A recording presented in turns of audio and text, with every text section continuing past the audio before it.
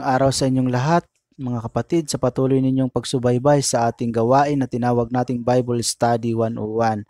Maraming salamat sa inyong pakikinig at panunood sa ating pag-aaral hinggil sa salita ng Diyos upang patuloy natin na matuklasan ang kanyang katotohanan.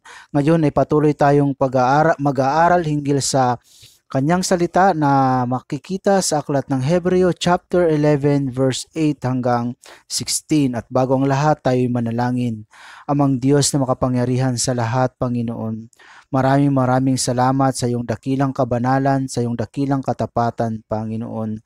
Salamat sapagkat tunay nga na ikaw ang Diyos na makapangyarihan sa lahat, na nagbigay sa amin ng buhay, na nagbigay sa amin ng lakas, na nagbigay sa amin ng pagkakataon maranasan ang iyong dakilang pag-ibig at awa sa aming buhay, Panginoon, o sa buhay na ito, Panginoon. Ama, sa mga oras na ito, humihingi kami ng kapatawaran sa aming mga pagkukulang, sa aming mga pagkakasala, sa aming mga pagkakamali sa aming buhay, Panginoon. Tulungan mo kami na malinis ang aming puso sa pamamagitan ng pag-aaral ng iyong salita, sa pamamagitan ng katotohanan na aming matutuklasan, Panginoon. Tulungan mo kami na masunod palagi ang iyong kalooban sa aming buhay, Panginoon. At sa mga oras na ito, Ama, humihingi kami sa iyo ng iyong gabay sa aming pag-aaral, Panginoon, upang ikaw lamang ang aming maitaas, ikaw lamang ang aming papapurihan, ikaw lamang ang aming madakila, Panginoon. Pagkalooban mo kami ng karunungan upang ang lahat ng salitang aming masasambit ay magbigay sa iyo ng kapurihan. Banal na Espiritu, gabayan mo kami, turuan mo kami at patnubayan mo kami. Ito po ang aming samot dalangin sa makapangyarihan mong anak na si Jesus. Amen. At sa ating pagpapatuloy sa ating pag-aaral, pagbalik-aralan muna natin ang mga aralin o paksa na ating pag-aralan nitong mga nakaraang linggo.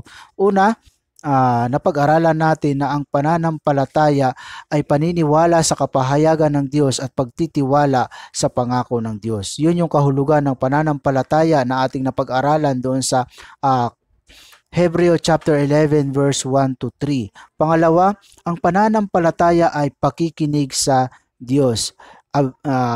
Faith, listen to God.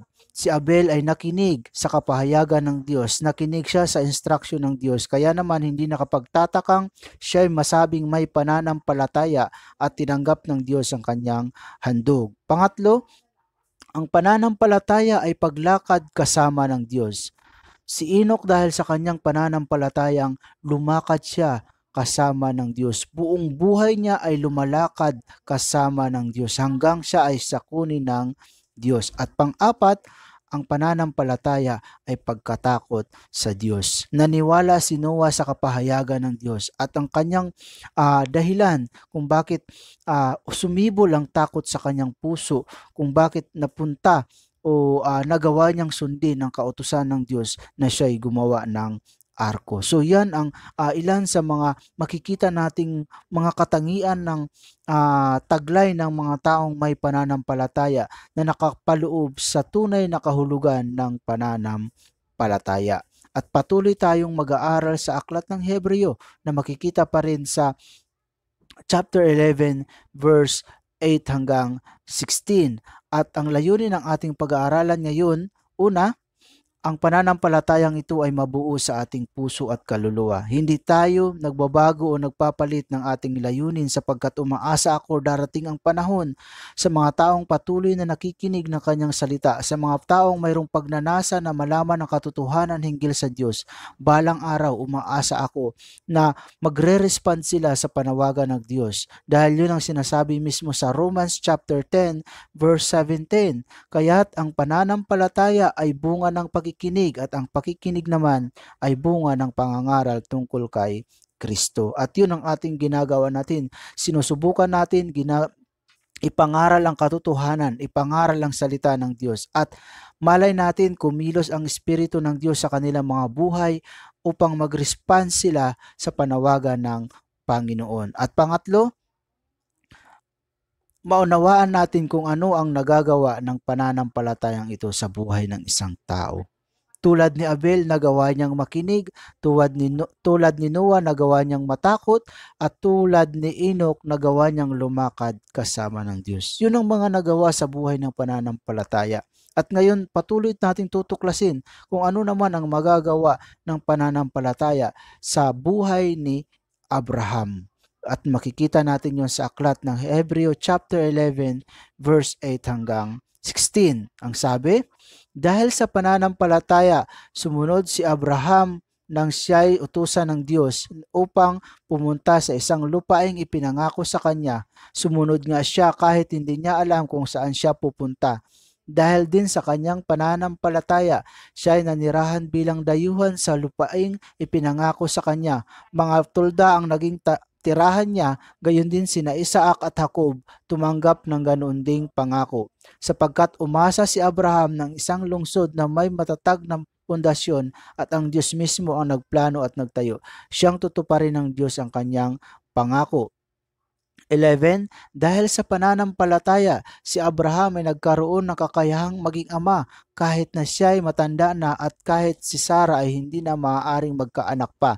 Nanalig siyang tutuparin ng Diyos ang kanyang pangako. 12. Kaya't sa isang taong may tuturing na halos patay na ay nagmula ang isang lahi na naging sindami ng bituin sa langit na di mabilang na buhangin sa dalampasigan at di mabilang na buhangin sa dalampasigan. 13. Silang lahat ay namatay na may pananampalataya. Hindi nila nakamtan ang mga ipinangako ng Diyos, ngunit natanaw nila iyon mula sa malayo at itinuring at natanggap na nila. Kinilala nilang sila'y mga dayuhan. Ipinakilala ng mga taong nagsasalita ng ganoon na naghahanap pa sila ng sariling bayan kung nasa isip nila ay ang lupaing kanilang pinanggalingan, may pagkakataon pa sana silang makabalik doon. Ngunit hinangad nila isang lungsod na higit na mabuti, ang lungsod na nasa langit. Kaya naman hindi kinahiya ng Diyos na siya'y tawaging Diyos nila sapagkat sila'y pinaghanda ng isang lungsod.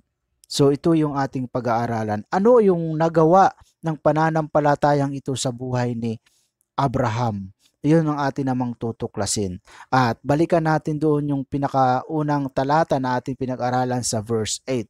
Ang sabi doon, dahil sa pananampalataya, sumunod si Abraham nang siya'y utusan ng Diyos upang pumunta sa isang lupaing ipinangako sa kanya. Sumunod nga siya kahit hindi niya alam kung saan siya pupunta. So yan ang sabi sa Tagalog, sumunod. Sa English, pag binasa natin sa New American Standard Version, by faith Abraham, when he was called, obeyed by going out to a place which he was to receive for an inheritance, and he went out not knowing where he was going. So pareho sa verse 8 sa English, obeyed. Sa verse 8 sa Tagalog, sumunod.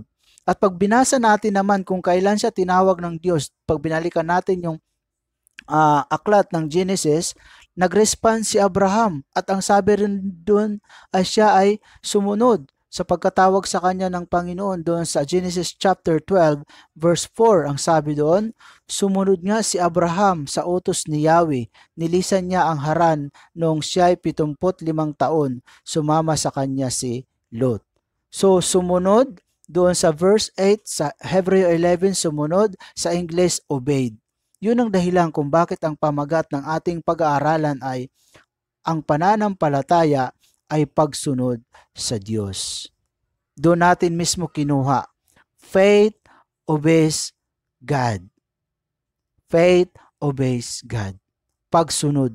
Yun ang nagawa ng pananampalataya sa buhay ni Abraham. Dahil sa kanyang pananampalataya, nagawa niyang sumunod sa Diyos.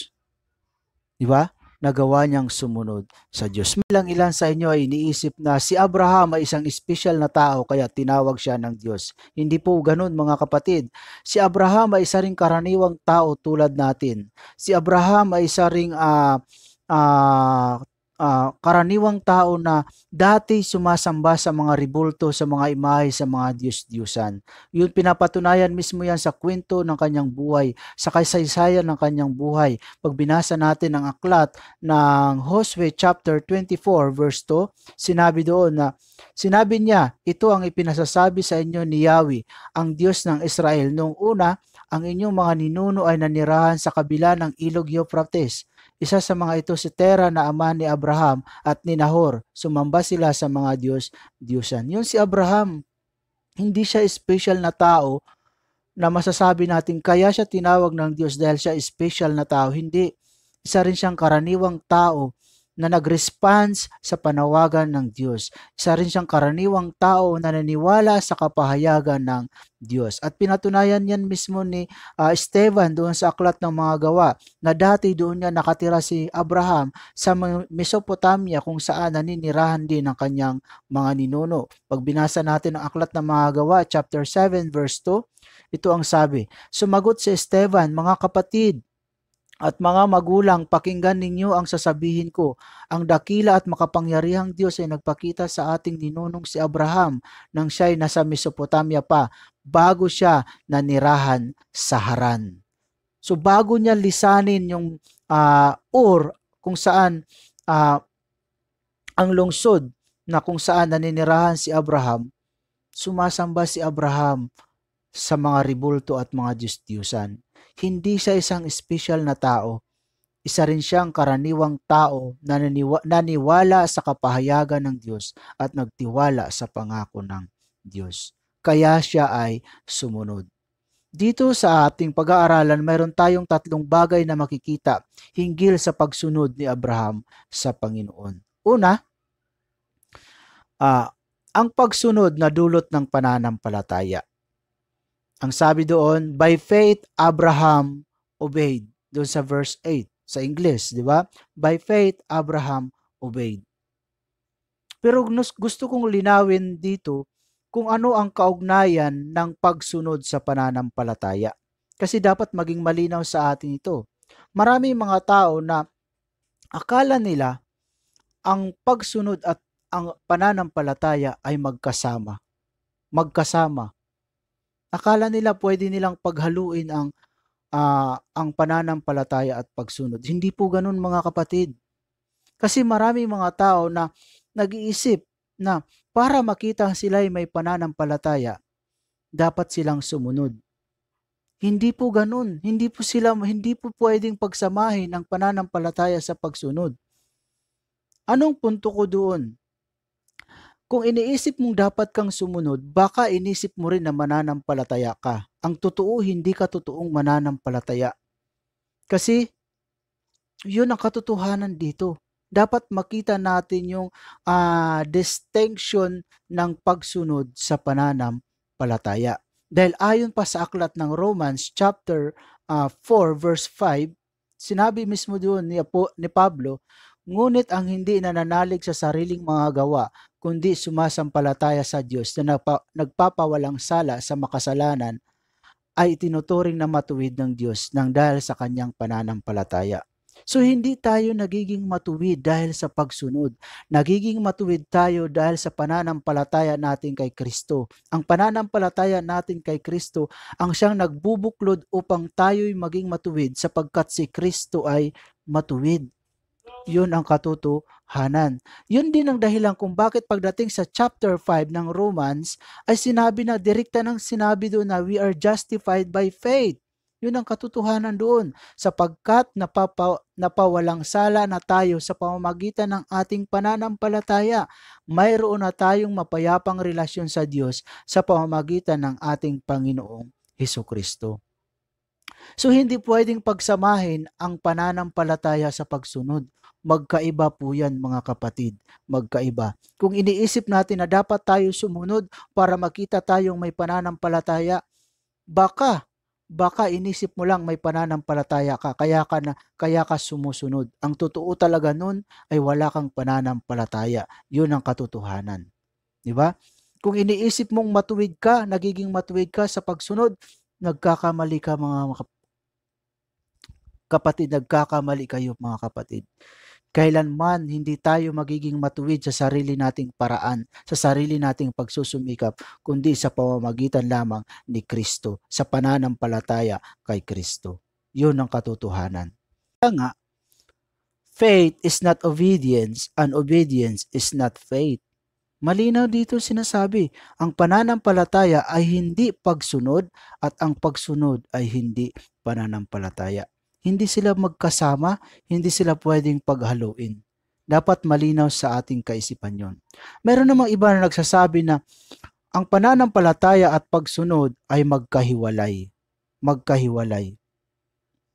Bakit? Kasi mayroong mga taong naniniwala sa Panginoon. Subalit, ayaw sumunod sa Panginoon. Yun yung katotohanan. Kaya anong sabi ni Santiago sa aklat ng Santiago chapter 2 verse 14, ang sabi ni Santiago, mga kapatid, ano ang mapapala ng isang tao kung sabihin man niyang may pananampalataya, ngunit hindi naman niya ito pinapatunayan sa gawa? Maliligtas ba siya sa ganong uri ng pananampalataya? Hindi. Akala ng iba, sapat na ang sumampalataya lang kahit hindi natin sundin ang salita ng Panginoon. Kaya mayroong ganitong klase ng Kristiyano ngayon. Na akala nila sapat na ang sumampalataya, ligtas ka na. Ligtas ka na. Hindi po yun. Kailangan may makita sa ating buhay para makitaan na totoo tayong may pananampalataya. Kasi dapat kasama yon doon. Hindi rin natin pwedeng isipin na dapat tayong sumunod para makitang may pananampalataya. Mali po yun. Dapat nandoon yun magkasama. Yun po yung katotohanan. Pangatlo, ang pananampalataya at pagsunod ay magkaugnay. Ito po yung tama, magkaugnay. Hindi sila magkasama, hindi sila magkahiwalay, subalit sila ay magkaugnay. Anong ibig kong sabihin? Ang pagsunod ay tulad ng isang bunga ng mansanas o prutas ng mansanas. Kung gusto natin magkaroon o kumain ng bunga ng mansanas, dapat magtanim tayo ng puno ng mansanas. Ang puno ng mansanas na ito, yun ang pananampalataya. At ang bunga na to, yun yung pagsunod.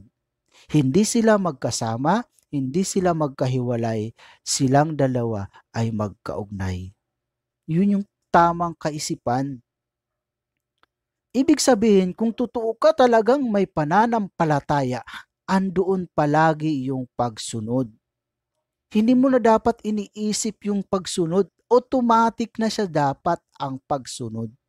Hindi sila magkasama, hindi sila magkahiwalay, silang dalawa ay magkaugnay. Kaya kung gusto nating lumago sa pagsunod, dapat lumago rin tayo sa pananampalataya. Yun yung sikreto.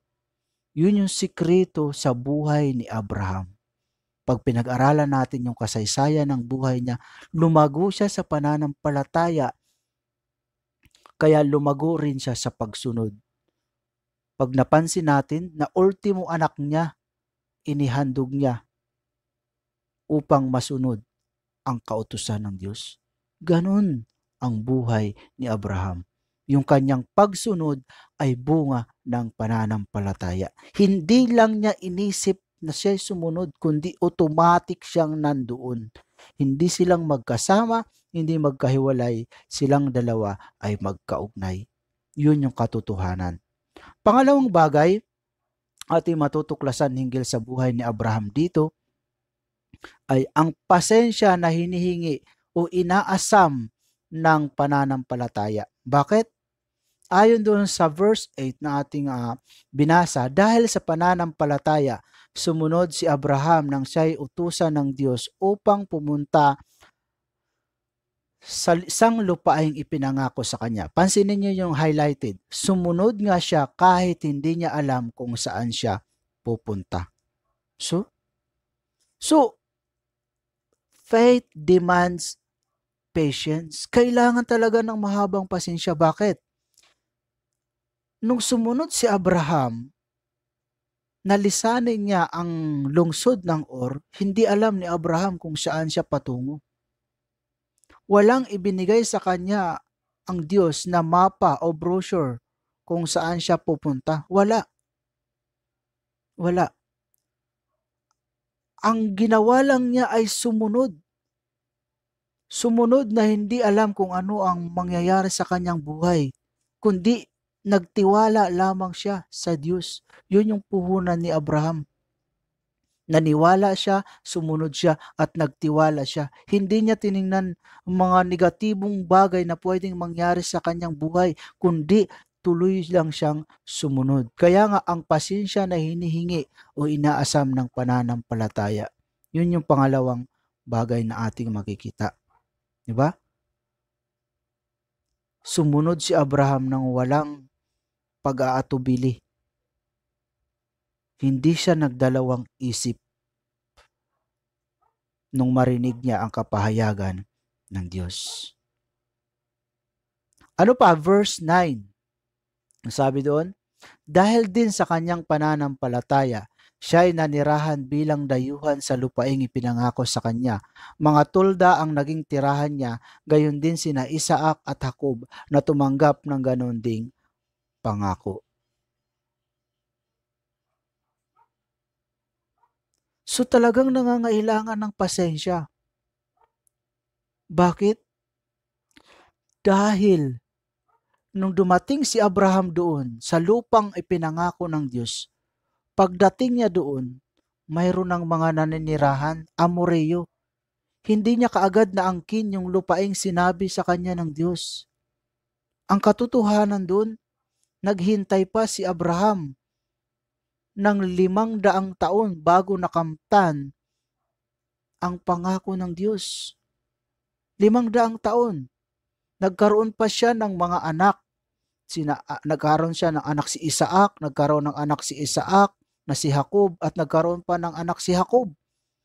Pagkatapos nun, sila'y pumunta sa Ehipto sapagkat nagkaroon ng tagutom sa Israel. At nanirahan sila sa Ehipto hanggang sila'y maging alipin. Nanirahan sila doon ng 400 taon. So, umabot pa sa 500 taon bago nakamtan ng mga apo sa apo ni Abraham ang pangako ng Diyos. Yun yung pasensya na hinihingi ng kanyang pananampalataya. Na umasa siya, darating ang panahon, ipagkakaloob sa kanya ang pangako ng Diyos. Na ang katotohanan ay hindi niya naranasan, subalit naranasan ng kanyang mga apo sa apo. Naranasan ng mga anak ni Job. Yun yung katotohanan. Biruin ninyo, ang taong may pananampalataya ay nagtataglay ng mahabang pasensya. May mahabang pasensya. Ganon si Abraham. Hinintay niya na matupad ang pangako ng Diyos. Diba? Yun ang sinabi mismo sa Aklat ng Mga Gawa, chapter 7, verse 5. Gayunman, hindi pa siya binigyan dito ng Diyos na kahit nakapirasong lupa, ngunit ipinangako sa kanya na ang lupaing ito ay magiging pag-aari niya at nang magiging lahi niya kahit wala pa siyang anak noon. Yun yung katotohanan doon. Yun yung katotohanan. Bakit? Kasi nga, doon sa ating binasa kanina, ang sabi doon, ultimo lupa na pinaglibingan sa bangkay ni Sarah ay kanyang binili pa. So hindi pa talaga niya maangkin yung lupaing kanyang tinirahan na ipinangako sa kanya ng Diyos. Mapapatunayan natin yun doon sa aklat ng Genesis chapter 23 verse 9. Ang sabi doon, nais kong saksihan ninyo ang pagbili ko sa yungib na nasa tabi ng kanyang lupain sa Makpela upang ito'y gawing libingan, babayaran ko siya sa hustong halaga. Binili pa ni Abraham ang kapirasong lupang pinaglibingan ng kanyang asawa na si Sarah. So nanirahan si Abraham bilang isang dayuhan doon sa lupaing ipinangako sa kanya ng Diyos. Naghintay siya ng mahabang panahon na kung saan nakamtan lamang ito ng kanyang mga apo sa apo, ng kanyang mga naging supling. Ginugol Ginugol ni Abraham ang kanyang buong buhay sa paninirahan sa tulda. Nabuhay siya sa isang pangako ng Diyos. Nagtiwala siya sa Diyos na balang araw ang lupaing iyon ay bibigay sa kanyang mga supling. Yun yung katotohanan sa buhay ni Abraham. Ngayon, ano ang implikasyon nito sa atin? Tulad din tayo nito ngayon, na kapag tayo'y naging isang mananampalataya, maninirahan tayo sa mundong ito bilang isang mga dayuhan. Maninirahan tayo na ang katawang ito ay tulad lamang ng tuldang tinirahan din ni Abraham. Hanggat nakakaramdam ang katawang ito ng sakit, gutom, uhaw, sakit sa damdamin o kalooban, ibig sabihin naninirahan din tayo sa katawang ito na tulad ng paninirahan ni Abraham sa isang tuldang nasisira. Yun yung katotohanan. Hindi pa tayo ganap na malalasap ang pangako ng Diyos. Totoo na makakamtan natin ang kanyang kapatawaran. Totoo na sa atin ang kanyang presensya ng kanyang banal na espiritu. Totoo na mapapasa atin ang buhay na walang hanggan. Subalit mananatili tayo sa isang tulda na katawang ito habang nandito pa tayo sa ibabaw ng mundong ito. Mananatilit lamang tayong mga dayuhan. Yun yung katotohanan. Pangatlong bagay na ating makikita. Ang kinabukasan ay hinihintay at inaasam ng pananampalataya. Faith anticipate the future. Yun yung inaasam natin. Inaasam natin na mangyayari talaga ang ating mga inaasahan. Ang sabi doon sa Hebreo chapter 11:10, sapagkat matapat na hinintay ni Abraham ang isang lungsod na Diyos mismo ang nagplano at nagtatag. See? Ang lungsod na hinintay ni Abraham ay hindi kagaya ng lungsod na tinitirahan natin ngayon. Tulad ng Quezon City, tulad ng Makati City, tulad ng Taguig City, tulad ng Las Vegas, New York. Di ba? Hindi yun ang lungsod. Ang lungsod na hinihintay ni Abraham ay lungsod na manggagaling sa langit. Ang lungsod na ang Diyos mismo ang nagtatag. Ang lungsod na ang Diyos mismo ang gumawa. Yun yung lungsod na hinintay ni Abraham sa buong buhay niya. Buong buhay niya. Kaya makikita natin kung gaano katatag ang kanyang pananampalataya at pagtitiwala sa Panginoon.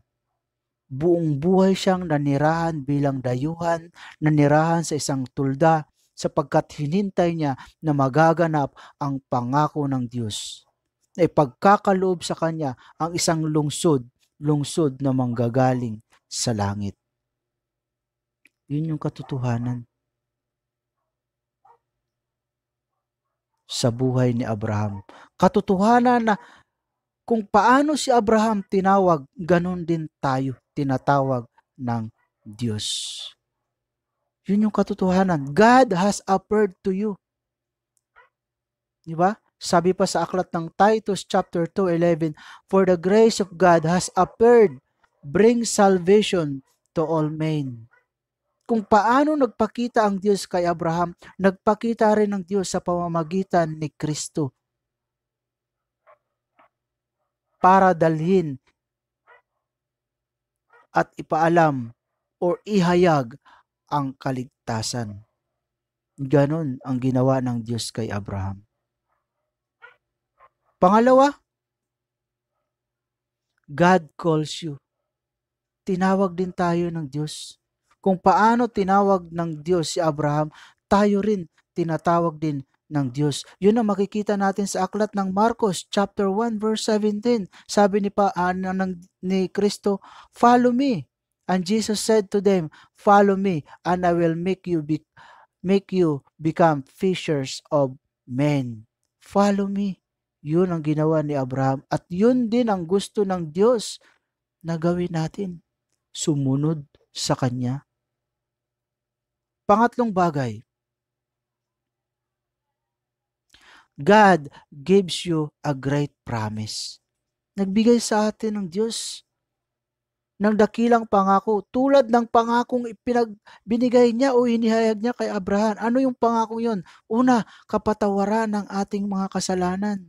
Pangalawa, kapangyarihan at presensya ng banal na Espiritu.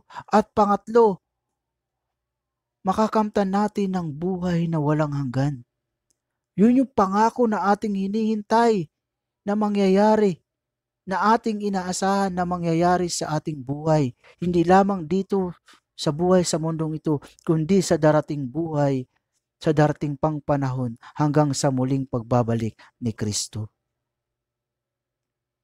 Pang-apat, you live your life in a tent. Mamumuhay tayo sa mundong ito sa isang tulda. Ang katawang ito ay isang tulda na sinabi ni Apostol San Pablo sa aklat ng 2 Korinto chapter 5 verse 1. Alam natin kapag nasira na ang tuldang tinitirahan natin ngayon na tumutukoy sa ating katawang lupa, tayo may tahanan sa langit na hindi kailanman masisira, isang tahanang ginawa ng Diyos at hindi ng tao. So isa lamang tayong dayuhan sa mundong ito. Ang katawang ito ay isa lamang tulda na tulad ng tinirahan ni Abraham habang hinintay niya ang pangako ng Diyos. At panglima, God has prepared a city for you. Naghanda ang Diyos ng isang lungsod para sa iyo, para sa akin, para sa ating lahat. Yun yung lungsod na sinabi doon sa ating binasa kanina na hinintay ni Abraham sa aklat ng Hebreo chapter 11 verse 16. Ngunit hinangad nila isang lungsod na higit na mabuti, isang lungsod na nasa langit. Kaya naman hindi ikinahiya ng Diyos na siya'y tawaging Diyos nila sapagkat sila'y ipinaghanda niya ng isang lungsod. Di ba? Napakaganda ng pangako ng Diyos. Ito rin yung lungsod na ating hinihintay. Lungsod na binanggit doon sa aklat ng Pahayag chapter 21 verse 2. Lungsod na walang ibang magtatag kundi ang Panginoon. Ito ang sabi doon, Pahayag 21:2, at nakita ko ang banal na lungsod, ang bagong Jerusalem na bumaba mula sa langit buhat sa Diyos, gaya ng isang babaeng ikakasal, maganda ang bihis at ganda, at handa na siya sa pagsalubong ng lalaking kanyang mapapangasawa. See? Yun yung katotohanan dito sa ating buhay. Ang katotohanan sa ating napag-aralan tungkol sa buhay ni Abraham. Nagpakita sa kanya ang Diyos. Tinawag siya ng Diyos.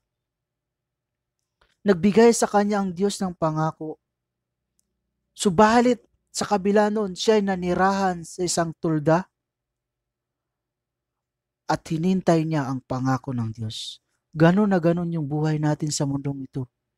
Ang ating pag-asa ay wala dito sa ibabaw ng mundo, kundi sa isang lungsod na ang may gawa, kundi ang Diyos. Sabi pa ni C.S. Lewis, kapag mayroon siyang isang bagay na ninanais niyang mapasaya siya at hindi kayang ibigay ng mundong ito, isa lang ang ibig sabihin nun. Nilikha siya para sa ibang mundo. Yun ang sabi ni C.S. Lewis, isang kilalang theologian. Di ba? Kaya nga pag mayroon tayong mga bagay na ninanais natin, inahangad natin na hindi natin nakamtan sa mundong ito, baka hindi tayo nilikha para sa mundong ito, kundi sa mundong darating, mundo na ang may likha ang Diyos mismo. Ang Diyos ang nagtatag, ang Diyos ang gumawa. Ang pananampalataya ay pagsunod sa Diyos. Pagsunod sa Diyos. Tulad ni Abraham, siya'y sumunod. Faith obeys God. Tayo manalangin. Amang Diyos na makapangyarihan sa lahat, Panginoon, maraming salamat sa iyong kapahayagan, sa iyong katotohanan. Dalangin ko, Ama, ng katotohanan, aming napag-aralan, aming napakinggan, ay patuloy na tumimo sa aming puso at patuloy na masalamin sa aming buhay, Panginoon. Maraming salamat sa iyo, Ama, sa pangalan ni Jesus. Amen.